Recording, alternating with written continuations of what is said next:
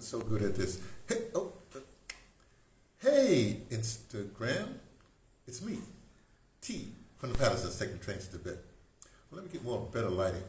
My face is still, I'm going to get that down. Don't worry about that part. Hey, it's a Saturday.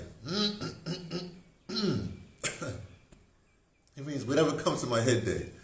Every day is a different thing. Like tomorrow, Sunday, we'll be reading from Tagore. That's what we do. And of course, just a second. I got to make an adjustment here. I don't know why this keeps on doing this like this. Why do they do that? Why does this happen? Stay where I put you. Sorry. I would start all over, but as you know, we do these things and we don't start all over. These are authentic. That's why that's why I have my smoke watermark, you know what I mean? And, so, it's me. Anyway, that's the point. So Sundays we do a reading from Tagore, and then, whoever we're reading from, we're in India, so we do Tagore. And then we riff off of that. On Mondays is a me day, I talk about me. Tuesdays is a U.S. day, what's happening in the U.S., I guess. Wednesdays is World Day, what's happening on the planet. And Thursdays, it's like audio drama day, we talk about audio drama. And Friday, it's like a week wrap-up or something like that. Week wrap-up or something like that. And now, this Saturdays, whatever comes to my head. Now, here's the thing. Man, here's what I've been thinking lately. First of all, as you may or may not know, I've been on this tear about trying to get everybody, please talk into your device, make a video, right? You can put it as private, something like that, but just your perspective of what's going on in your world, right? You don't have to publish it. Are there ways you can put only certain people see it and stuff like that? Just do that. Everybody do it. Once you get used to talking like that, and you start talking about your reality, you don't have to do it every day like me. I do it twice a day because I do the morning. I have to do the morning. The Grand Rising report, which happens earlier. Anyway, and then with Instagram, then I post little things. Like, did you see? I had my smoothie or my blended thing where I had watermelon and pomegranate this morning. Put a little ashwagandha and some moringa in there like that. I didn't tell anybody, but I had some honey in there too. But anyway, so things like that. Some people say, I don't do social media. Okay, fine, I understand that. I don't want you to do social media exactly. All I want you to do is chronicle your life. It's going to be important, okay? Maybe let me just cut to something else. Look, I have this theory, right, that you're not alone in the world. Your ideas, somebody else has your ideas also, I call it like people, I used to say, people would say, and I say, look, I'm just an insignificant little speck on the face of the earth. That's what I used to tell people. And they say, you shouldn't say that. Let me boot this down a little bit because I want to show you something. And so, what I mean by that, let's go back. When fire was discovered, right? Done, right? It happened all over the planet at different times. It may be hundreds of years apart, but this you couldn't travel. I'm talking about thousands of years ago. You wouldn't travel to all the way over there, or talk about land, or whatever. But they also had fire. So obviously, it's in the ether. Like it's in the ether. It just exists, right? I know people go inspired. Don't worry about all that part. So what happens is that even when I'm saying to you, talking to your thing, somebody else someplace is saying the same thing, right?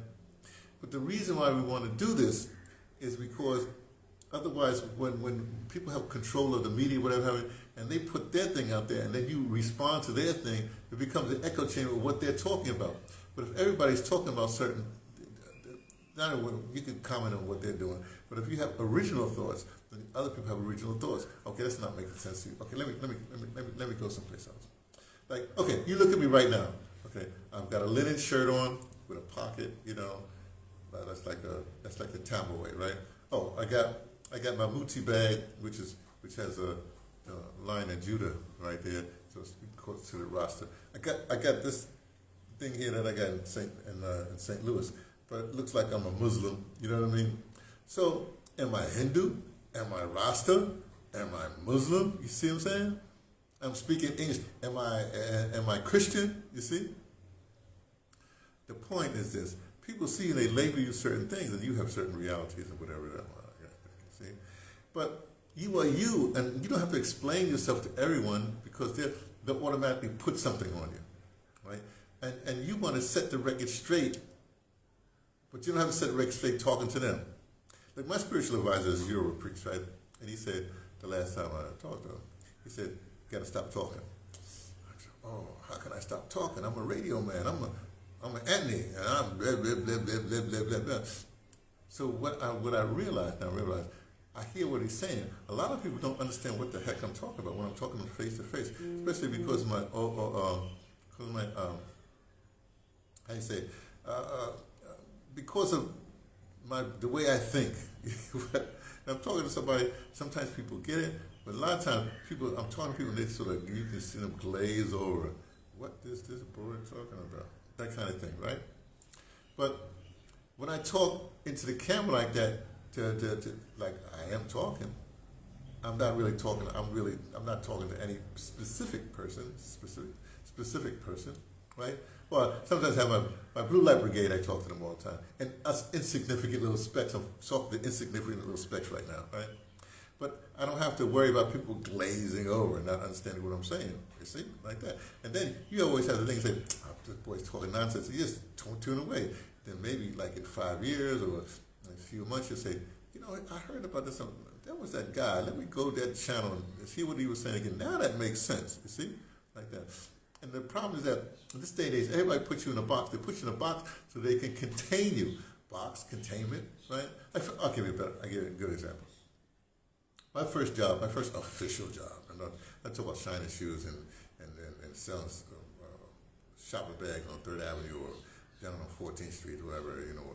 I'm not talking about that. I'm talking about the official job when I got my working papers was working for the New York Giants. When they were at Yankee Stadium, because they didn't have a stadium. Well, it's a long story. Anyway, it was Yankee Stadium. Back then, you had your baseball team and your football team, and they shared the same field because the seasons were really spread apart enough to do that, right? So at 16, I guess it was 16, 1966, I sold hot chocolate for the New York Giants at Yankee Stadium, which was in my neighborhood because I lived in the Patterson Projects, which is right down there. In fact, my school was right up there, PS 31, my elementary school I lived. Right up there on the hill, right there. You know where the courthouse is. We used to climb. The courthouse has these like Greek or whatever Roman. They were they're like blocks, and then they had these figures like that. We used to climb on the figures and stuff like that as kids. Anyway, the point is, Yankee Stadium was there, so it was my first job. So the thing is, I'm by whatever, a New York Giants fan, when they were the New York Giants. I know they're the football Giants now, state in New Jersey. We won't get into all that stuff. But I'm a Giants fan because that's my first job, you know, selling hot chocolates for the New York Giants football team, okay? All right. American football for those people who are tuning in for, you know, what do you call that, internationally. Even though the NFL is trying to be international now, you know, you got the European League, they're trying to get down to South America, you know, they're going to try to take over the world, whatever it is. That's not the point. So though I'm a Giants fan and I've had tremendous interesting things that happened throughout the year, because the Giants never they do disappoint. But lately they've been blah, blah, blah, blah. But they recruited. They signed a player a few years back named Saquon Barkley, right? Now things have changed. So though I'm a Giants, I'm a buy whatever. I'm forced to be a Giants fan. But when a good player comes and they move someplace else, I can now follow that player. So now Saquon Barkley, he goes to Philadelphia, which is like rivals to the Giants, I guess, you know, down the turnpike kind of thing. But I can follow Saquon Barkley because he was originally a Giant. You see, I can do it that way, right? So I can root for him on the Philadelphia team, you know, the Eagles. We just won the Super Bowl, and he got his ring because he couldn't get it with the Giants. The Giants like that. So I can, you see. So even though I'm boxed as a Giant, I can find ways to get out of the box. You see. Now it's the same thing with politics, whatever have you. You might be grew up or whoever, or you have a proclivity to be a whatever, but But there are ways you can say, but I am me, and these boxes they put people in, they box you in so they can contain you, so they can label you, so they can then manipulate you. Manipulate your feelings or whatever have you. So for instance, not for instance, but say for instance, well, I just said for instance again, didn't I? Look, I'm into reparations, right? So there are all kinds of gradations of people talk about reparations. Other people don't even know what they're talking about. Some people just in it for the bandwagon. They're not doing any research. They're whatever. But so I'm following, and follow all this stuff from a long time ago. But let's just say in the recent alliterations, in the recent time, basically you can track it back to basically 2016 when things really blew up. When AGOS came and said it blew up. Then other people other people who have been doing reparations for a while, then they get the spotlight too because it's popular, whatever. It blew up, right? Some fun. And then I come across they're going to have a reparations conference internationally. Well, internationally just means the Caribbean and Africa are going to be talking about reparations in September. So I'm going like, that's important. See, so now Americans, so of course now the Americans, the North Americans, the descendant of child slavery, who has a whole reparations thing that people, I don't know why people don't understand it, right? They'll put some sort of representative at that conference. I hope they won't do their thing and try, they'll be usurping it. They'll be trying to do the American spin on it. Please, let the Caribbean and Africa deal with it that way. And my only thing is to tell Africa, hey, we need a free visa, continent-wise.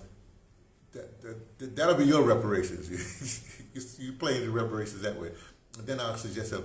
And since we're international here, we need to start doing certain things like approach the Catholic Church and say, hey, open up, how you going to pay for reparations? Open up the archives.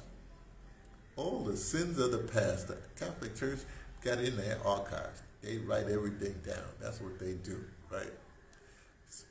That's a form of reparations. You go to these insurance companies and say, hey, the reparations, you got to pay into this thing, right? And that's not just for America, it's like for Brazil, the diaspora. That's what I was talking about, the diaspora. So there's a lot of, the whole thing about, there's psychological things. I said, so Africans, please, okay, you want to do that thing. Well, the Africans sold Africans into slavery. Oh, boy. Well, I don't want to get into that little thing right now. Then that's where you have the continent-wide free visa, you see? So I'm just trying to say there's a lot of different ways to do this thing, right? So all I'm trying to say is people have ideas, but if your ideas are not put into the ether, and you put it in the ether, by me talking right, I'm putting it into the ether. Maybe the 2 or 3 people that see this little transmission might say, oh, he's got a point there. And they might start having their own ideas. And they would, but it's in the ether. It's in the air. And what do you call it? The zeitgeist? The zeitgeist is picking it up. That means other people on the planet are thinking the same way. People are wearing linen shirts and I don't know if they call them kufis now or whatever, crowns and carrying muti bags, and speaking different language. See what I'm saying? That's what it's all about. So I just want that was on my mind. We've got to start speaking into the ether, speaking into this. I don't want to say spiritual because then it can get up and go on. Speak your perspective. I'm not going to say true. Speak your perspective into the ether because it's going to be important. We all have to speak. We have to let that sound go around. You see? You have to think it, thought. Now you speak it. That's going around the world. Whatever goes around, comes around bigger. The longer it goes around, comes around bigger. And your words might hit somebody, and then your allies will appear. You see? So I just thought I'd lay that on you. It's just a thought that came to my mind. It's a Saturday, blah, blah, blah. I'll check you all later. Be well.